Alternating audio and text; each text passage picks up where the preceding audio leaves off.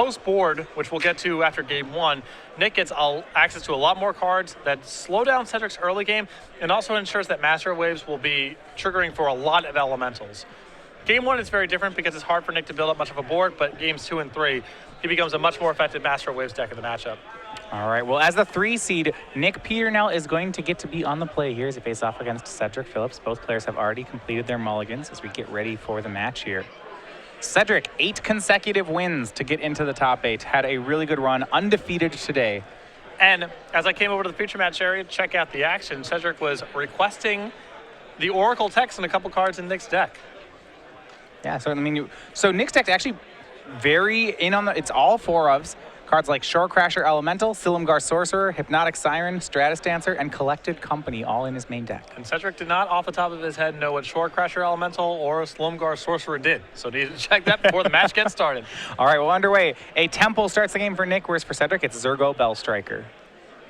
And I can't overstate how good Master of Waves is against Cedric's deck. Now, game one, Nick's got a lot of 1/1s for 1 and creatures that are pretty easy to kill. It's hard for him to get much of a board with that stuff, but if he's able to curve into Master of Waves with any sort of board presence, it's hard for Cedric to win. Looks like he may do just that. Turn 2 plays Kiora's Follower, so this Master Waves you see hanging out in his hand could happen as early as turn 3 on the play. That's going to be really difficult, I think, for Cedric. Exactly. So I think that Cedric, if he can kill this, it will be well advised to do so.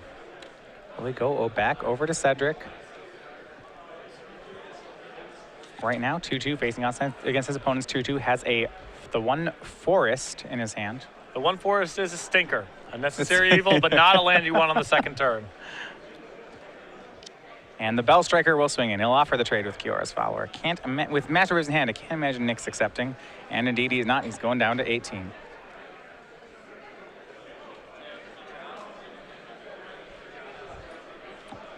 And Wild Slash post-combat will take care of Kiora's Follower. That will keep Nick off Master Waves for another turn, but at the cost of Cedric's whole turn, that's got to still be a good sign for the Devotion player. As long as Nick is able to get to land number 4 with Master Waves, even Master Waves with no other Devotion than Master Waves itself, will be problematic for Cedric to beat if he doesn't have much of a board set up by the time that Nick plays it. Yep. You look at Nick's hand, Silumgar Sorcerer, Stratus Dancer, Master of Waves, has land number 4, has all the makings of a Master of Waves next turn, has to decide whether he wants to leave up mana just for the Sorcerer or play Stratus Dancer. Sorcerer pretty valuable here just because it's 2 blue mana symbols, I'd think. If Cedric plays something like Goblin Rabble Master, you may see Nick use it. And if Cedric doesn't play something substantial, even if he plays a creature, Nick might say, okay, that's fine, resolves. End of turn, play this, untap Master Waves for a bunch. Bellstriker puts Peternell down to 16. Cedric has a 3rd land, but it's another Mana Confluence. And he's going to need some pressure because Nick's turn is going to be good here. Mana Confluence tapped. Cedric playing Lightning Berserker post-combat. That is not good enough to get a response out of Nick here. And here's Silumgar Sorcerer on end step. Yeah, Cedric, and he's playing around Master Waves as best he can. He's going to Lightning Strike that guy down. With that said, it's still going to be a hard card to beat. Even if Nick casts it right now, Cedric does not have a lot of workarounds. Well, what about if he casts it and then casts another one that he just drew? Yeah, and you can see the Resigned pushing down on the fist there by Cedric. He knows how bad this card is for him. So here's 1 Master Waves. It's going to bring 1 Elemental with it. Remember, the Master Waves itself has protection from red. You want to know a fun fact? Sure. I've literally never beat this card once. I am 0 for X. X is some large number. I've never beat it once, even from boards like this, where it's cast on an empty board and only generating 1 elemental. It's going to be all sorts of difficult for Cedric to get by it. Nick's had a healthy 16 life, another Master Waves in hand. Cedric, at this point, basically needs some mixture of Hordeling Outbursts, Dragon Fodders, and a Tarkus command to go around everything. But his individual threats are worth very little. Yeah, and with that second Master Waves hanging out, that Hordeling Outburst plan may not even be enough. Yeah. Beating 1 Master Waves would be hard enough. I think the second one may just be impossible. Cedric plays a land, passes the turn. And we'll see for Nick, he's going to cast Stratus Dancer. Oh, wow. Cast, well, 1 Stratus Dancer, and he's setting up for a big Master Waves. Looks like he's, rather than just making the second one, he's going to go for a pair of Stratus Dancers. Yeah, this is pretty aggressive from Nick here. I mean, he had the option of just playing Stratus Dancer face down, locking out some potential spells from Cedric, but it looks like he's going for the whole thing here. trying to load up the board, so the second Master Waves is just a game over effect. So 2/2/1 flyers into play for Nick. No counter spells there. And Stratus Dancer actually, to be honest, decent against a Tarka Red. It counters instants and sorceries. And there's plenty of those in Cedric's deck. Also, he can't really block in the air, so in spots like this, they can get the offensive while Master of Waves is locking down the ground. So for Cedric, how concerned are you? I mean, Nick didn't morph a Stratus Dancer on a board where morphing Stratus Dancer was a really good play. I would think in Cedric's spot, the only way this line from Nick makes sense is if his last card's another Master of Waves. And if that's happening, oh, goodness. Yeah, there's not a lot to be done about it. Cedric's going to stoke the flames at Nick. Goes to 12. Draws for turn. Plays land number 5, says go. And Nick draws for the turn, and he gets to untap with all these blue mana symbols. Here comes the second 2/1. It is another Master of Waves. This one with Devotion of 4. It's going to create 4 more elementals. Now they're all 3/2s thanks to the second Master of Waves. Remember, Cedric cannot kill these Master Waves. This is just in, so they could be very aggressive going on the offensive here if he wants to. Yeah, he'll swing everything. The 2/2/1 flyers, 3/2 elemental, a 2/1 protection from red, none of them getting blocked. This is the game that Cedric, I felt, really had a steal in the match because Nick's got a lot of low-impact cards and 4 copies of Master Waves, which are hard for Cedric to beat. Nick's found 2 of his copies of Master Waves. I think that unless Cedric puts together a lot of burn spells all in a row, he's going to get killed here. And then post-board, it gets a lot worse. Cedric going to play it out. Lightning Berserker is going to try to trade with that 3/2, meaning Cedric will take 6. Zergo can't even block anything on this board. Everything's too large.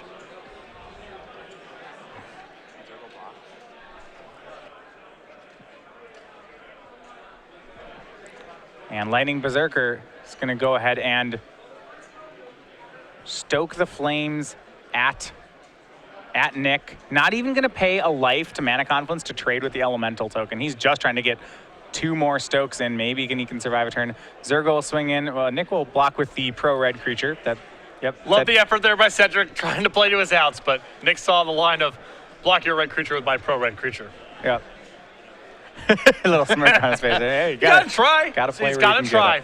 So game 1, solidly in the camp for Nick Peternell. Players will go to game 2. And as you said, things aren't going to get a lot better for Cedric post-board. Before we get there, though, we want to mention we are closing in on our Season 2 Invitational. Remember, all the players from the top 8 here will be qualified for the Season 2 Invitational thanks to the top 8 finish. Now, Cedric's going to be in the booth, so he's not going to be playing for that one. But for Nick Peternell, that means he can be attending the Columbus Game Fair, Origins Game Fair, and the Invitational at the beginning of next month. That's June 3rd through 7th in Columbus. Yeah, we got 5 days of Magic planned here, including Last Chance Invitational qualifiers Thursday evening before the Invitational, a super game night, the Invitational, a 2-day $20,000 Modern Open Series event, 2 different Premier IQs on Sunday for Standard and Legacy, over $80,000 in cash prizes given out throughout the course of the weekend.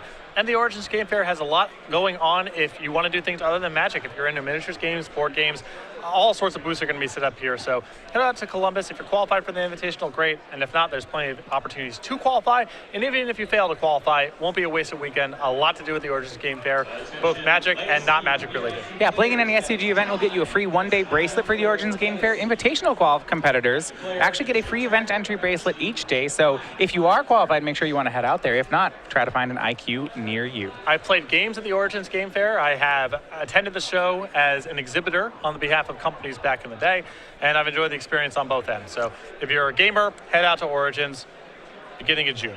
Yeah. Going to the sideboards, I'm going to start first with Nick Peternell.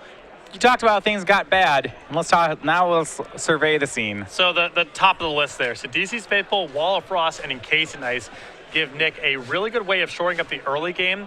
Sidici's Faithful, just as an 0-4 wall, is very effective at blocking Cedric's early game. Wall of Frost is spectacular and very hard to kill, and the Encase in Ice is more removal. What this also does is ensure that Nick will have a pretty stable board flush with blue mana symbols if he finds Master Wave. So this is a very, very tight package against Cedric. Yeah, cards like Encase in Ice, Wall of Frost, and DC's Faithful, once they're on the board, it seems unlikely that Cedric will ever remove them, so those blue mana symbols are just going to stack up. And we saw the trouble that Cedric had beating Master Waves just for 1. If Nick is firing it off for 4 or 5 on the back of some of these cards, it's going to be hard for Cedric to win. Yeah. Now on Cedric's side, he does have some possibilities to get through these. An extra Goblin Heel cutter that can swing by some walls, perhaps. He does have copies of Eidolon of the Great Revel, maybe more Rabble Masters because Nick doesn't actually have hard removal. How much of this do you like? I like the Rabble Masters a lot in this matchup because it's still pretty potent against Sidisi's Faithful, Wall of Frost, and Encase Nice. It's functional against all of Nick's sideboard cards. Nick doesn't really remove it from the table, so I like going up to the playset of Rabble Masters. I think the Heel Cutter is also okay here. I can see trying to go to the 4 Eidolons and hope that Nick's draw is such that it just is triggering for a lot of damage. And I suppose Hall of Triumph is fine here because Nick's not really contesting the board, so they're just going to be able to build up. A lot of decent options for him, but it is still going to be, I would think to be a tough matchup for Cedric, especially down a game. He's going to have to win through a lot of cards that now are decent against his deck. Some of the losers have been boarded out. Sidisi's Faithful, Encase of Ice, and Wall of Frost. That's a very good package against Atarka Red.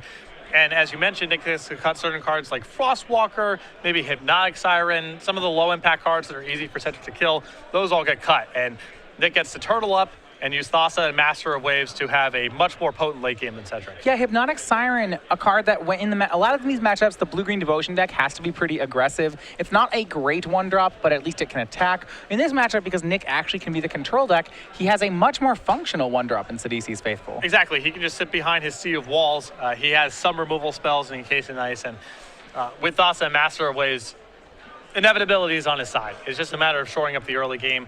And Nick is much better equipped to do that games 2 and 3 than he was in game 1. In game 1, he was still pretty interactive early on. He forced some action from Cedric, got to play a Master of Waves, a second Master of Waves, and Cedric couldn't really recover. And instead of playing some crappy creatures that sort of just tie up Cedric's mana for removal spells, instead he gets to cast things like Encase of Ice, Wall of Frost, actual permanent sources of stability and removal. Yeah, one thing I really like about Nick's new take on Blue-Green Devotion is his 4 collected company. And you think about a matchup like this where the card Master Waves is just so important. Having 4 collected companies in your sideboard in this 32 creature deck just seem like really will help him ensure that he hits Master Waves early and often. Yes, absolutely. And that's really what he's got to go for. Now, with Cedric having 4 copies of Goblin Rabble Master on the list and Nick really not equipped to get it off the table, it is important for Nick to find Master of Waves sooner rather than later. It's not like it's good necessarily anytime it shows up in the game if Cedric has Goblin Rabble Master cranking out a bunch of tokens. Yeah. Updates from the other side of our feature matches for the round. Chris Morris-Lent with Sultai Reanimator does take game 1 off of Steven Gerdner. Steven, our undefeated player from day 1 on mono green.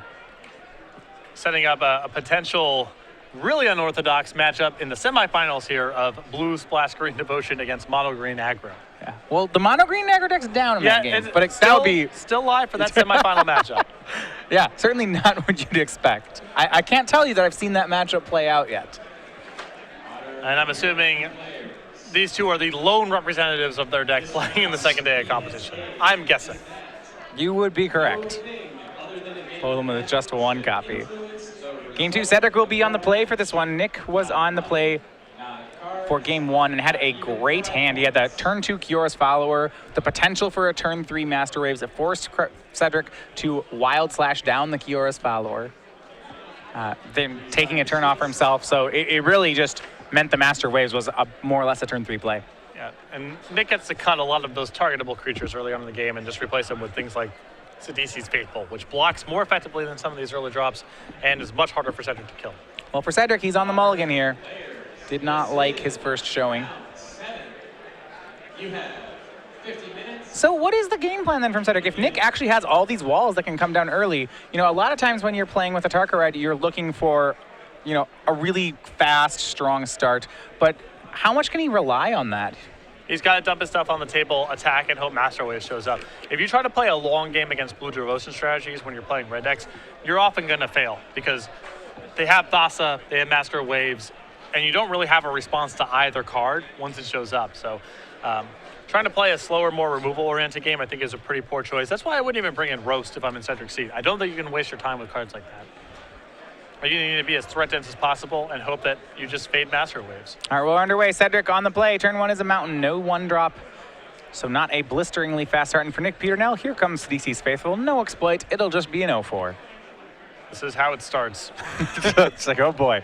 Mana Confluence in play for Cedric. But it is Eidolon of the Great Revel here. That's going to be a good source of damage, even in the face of a wall. Yeah, I think Cedric's the type of, he's in the type matchup right now where if he takes 6 and Peternell takes 4, he's happy with that exchange because he's not going to win a long game. He's got to be super aggressive here.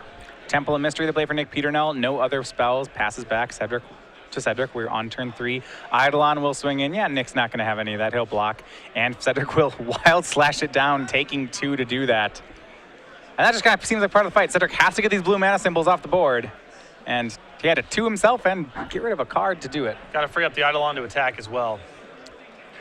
We go back over to Nick. Cedric, no third land, no follow-up play there. What can Nick put onto the board? It is an okay turn for Thassa because Cedric doesn't have a lot going on. It is a great turn for Wall of Frost. Jeez, yeah, Wall of Frost so good here. He's going to play Thornwood Falls. By the way, Nick, on the full 12 blue-green duels, that means he does get 4 of the life gain lands. Yeah. And he'll play a card into Eidolon. That's going to be Stratus Dancer. Goes down to 19. Being aggressive on his own side, just wants blue mana symbols in play. And just to make Cedric spend his time and mana and cards trading with Nick's board rather than developing his own. Next turn is going to be the big one for Cedric, though. When Nick hits 4 mana, we're looking at Master of Waves. We're looking at Collected Company into Master of Waves. I mean, that 4-drop is just such a nightmare for Cedric. Eidolon will swing. Nick will attempt to trade. Cedric will have none of that. He'll go ahead and Atarka's Command, 3, and pump his team. So Cedric takes 2. Nick takes 3 and loses his creature. Let's go back over to Nick. And I mean, Cedric pushing the creatures off the board as best he can. Still down, actually, on damage. And he's got to get Cedric here with the fingers crossed, asking for no Master Waves. Nick has Master Waves, but isn't playing it because he also has Collective Company. Yeah, I think what Nick wants to do is Collected Company, get some blue mana symbols in play, untap Master Waves, lock it up. And his dangerous part, Cedric's going to swing the Eidolon, and he knows he's probably swinging into a trap. Here's Collected Company, yeah. Flick of the wrist, he knows. Cedric can't stop attacking. I mean, he's got to hope that maybe Nick's floating out a little bit or sitting on some reactive stuff. Shore Crasher Elemental and Wall of Frost. So you said he was going to collect a company into some blue mana symbols. How about 5 of them? Oh, my goodness. Cedric says, hold on, I have something before blocks. And that's just the one reason I generally am hard on this card. I really like Collected Company in a 32 creature deck. When you're reliably getting more than 4 mana worth of cards for it, it's very powerful. And this is just, jeez. She says, yeah, you can block. Cedric, he had a great run, but sometimes you just run to a matchup that's not so good here. All right, yeah, puts the Eidolon over to the side.